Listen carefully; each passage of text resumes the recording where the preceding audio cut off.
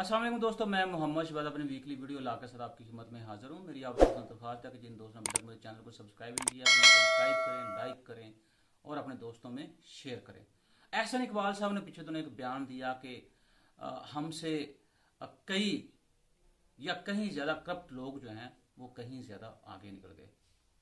बात तो बड़ी सीरियस है, लेकिन शायद हमारे पास सीरियस बातों के लिए टाइम नहीं है और ना ही हम सीरियस बातें सुनना चाहते हैं, क्योंकि हम चाहते हैं कि बस हमें इंजॉयमेंट मिले, वो चाहे किसी भी कास्ट के ऊपर हो।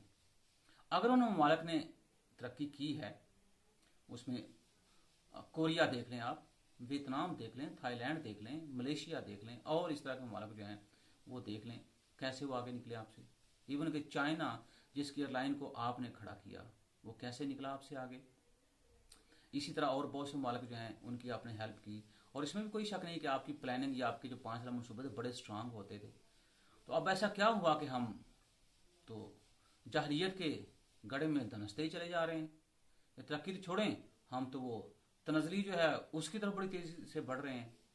तो बात तो फिर एक ही आती है ना कि अगर हम 50 या 60 की बात करें तो उसमें जो इकोनॉमिक पॉलिसी थी उसमें सस्टेनेबिलिटी थी आपकी, स्टेबिलिटी थी आपकी। अब वो नहीं है। वो चाहे उस वक्त जो भी दौर था, शायद उस वक्त हम तरक्की करना चाह रहे थे और तरक्की की भी हमने। जैसे हमने चाहा तो FATF से हम निकले फिर एकदम से। तो अब जो है मैं समझता हूँ शायद हम चाह ही नहीं रहे कि हम तरक्की करें।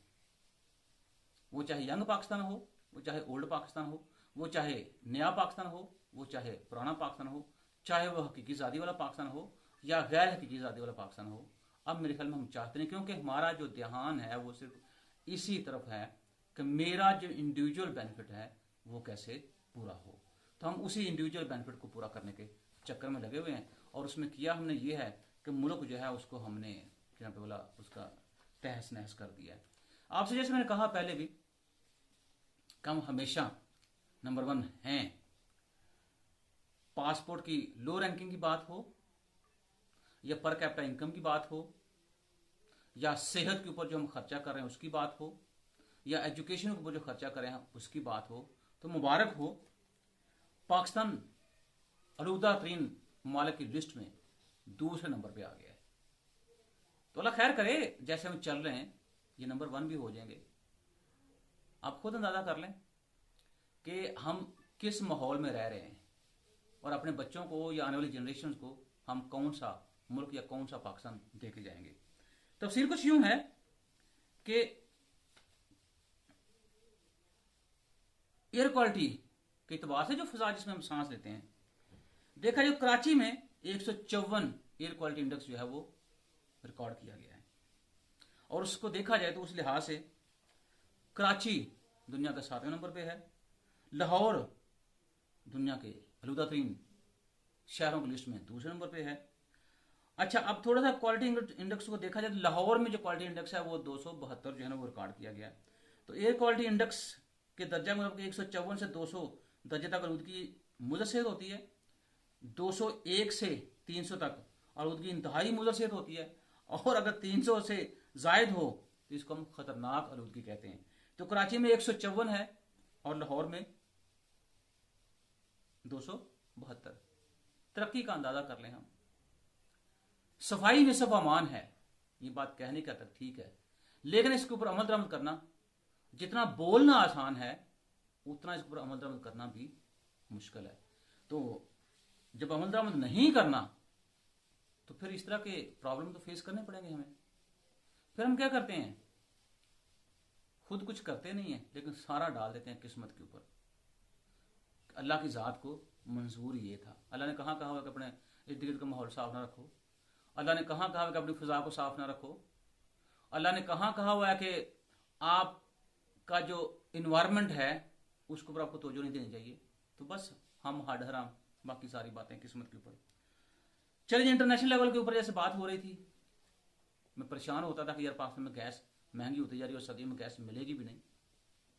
कतर ने यह कहा है कि यूरोप को 2023 में गैस के बदतरीन बहरान का सामना करना पड़ेगा।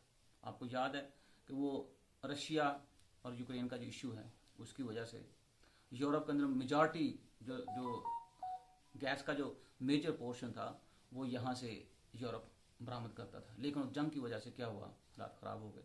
तो उस वजह से पूरा यूरोप, बल्कि जर्मन ने तो जून में ही प्लानिंग कर ली थी कि सर्दियाँ जो कि काफ़ी ठंडी आएंगी, अब वजह गैस नहीं है तो कैसे लोगों को एक हीटिंग पॉइंट को इकट्ठा किया जाए ताकि लोगों को बचाया जा सके।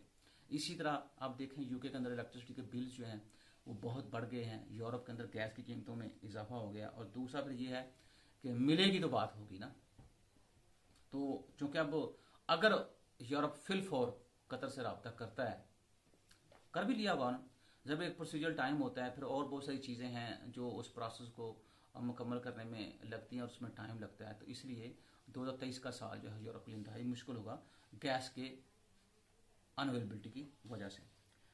लो जी, गवर्नमेंट ऑफ पाकिस्तान ने लोगों की फलाह फजूली का बहुत अच्छा काम किया है कि यूटिलिटी स्टोर्स के ऊपर वैसे चीज़ें तो कहा जाता है कि सब्सिडाइज रेट के ऊपर होती हैं, लेकिन आप प्रैक्टिकली देखें तो शायद आम मार्केट से चीज़ें ज़्यादा महंगी हैं। तो उसके लिए गवर्नमेंट ने क्या किया है कि अब चीज़ें आहिस्ता आहिस्ता उस तरफ जा रही हैं कि अगर आपको यूटिलिटी स्टोर से कोई चीज़ खरीदनी है तो भाई साहब अपने मोबाइल नंबर से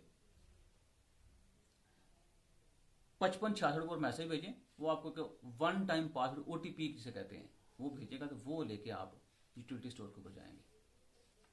तो ये सुना था मैंने कि 70s में भी लोगों को वो कार्ड, राशन कार्ड दिए गए जिसकी बना के ऊपर वो चीनी जो है लेके आते थे। तो अब वो राशन कार्ड की जगह चलें वो उसने OTP में ले ली है। तो जहां हम 70s में खड़े थे वहीं हम आज खड़े हुए हैं। आप देख रहे हैं 75 सालों में हमने क्या सीखा है। मुझे तो नहीं कुछ ऐसा लग रहा है कि हमने कुछ सीखा हो। अगर आपको हो लगा कि भाई साहब हमने कुछ सीखा है तो भाई मुझे बता दीजिएगा। अब हुकूमत ये कह रही है कि हम बिला जवाज जो लोग मतलब कि डॉलर्स खरीद रहे हैं उनके खिलाफ क्रैकडाउन किया जाएगा, या क्रैकडाउन का फैसला कर लिया है। ये भी बातें पहले कई दफ़ा हो चुकी हैं, लेकिन डॉलर की स्मगलिंग स्टिल जारी है। और ये कहा जाता है कि डॉलर की कीमत जो है वो हकीकी कीमत, जैसे हकीकी आदि की बातें हो रही है ना, तो डॉलर की हकीकी कीमत जो वो 200 से कम है। मेरा सवाल ये है वो 100 से कम क्यों नहीं है, मतलब वो 50 से कम क्यों नहीं है। तो आप जब तक मेरे भाई अपनी इकॉनमी की तरफ तवज्जो नहीं देंगे, मेरा मानना यह है कि आप अपने इकोनॉमिक प्रॉब्लम्स दूर नहीं कर पाएंगे। और उससे भी ज़्यादा इम्पॉर्टेंट हमें अपने बिहेवियर जो है वो ठीक करने की भी ज़रूरत है, क्योंकि जब तक हमारे बिहेवियर्स ठीक नहीं होंगे मेरा ख्याल इकोनॉमिक प्रॉब्लम ठीक नहीं होंगे। जैसे मैं ये कहता हूँ कि आज के दौर में इकोनॉमिक्स पॉलिटिक्स बन गई है और पॉलिटिक्स इकोनॉमिक्स बन गई है। इसी तरह आपके इकोनॉमिक प्रॉब्लम्स जो हैं they are linked with your behavioural problems, और बिहेवियर प्रॉब्लम जो है वो आपके लिंक हैं किसके साथ, इकोनॉमिक प्रॉब्लम्स के साथ। तो ये चीज़ हमें समझनी चाहिए कि ये जो दो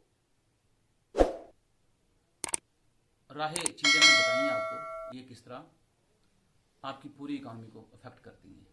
बात यही है कि हमें मेरे ख्याल में अब सीरियस हो जाना चाहिए मुल्क की हालात को ठीक करने के बारे में, वरना ऐसा ना हो कि टाइम हाथ से निकल जाए।